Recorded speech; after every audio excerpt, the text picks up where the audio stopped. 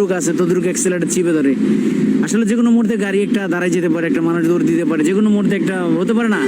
তো সেক্ষেত্রে আমরা এখান থেকে নিজেদেরকে হেফাজত রাখতে হলে নিয়ন্ত্রণ বজায় রেখে কমপক্ষে একটা গাড়ি থেকে 20 ফিট দূরত্ব বজায় রাখবো, যেন আমাদের গাড়িটা আমরা নিয়ন্ত্রণ করতে পারি।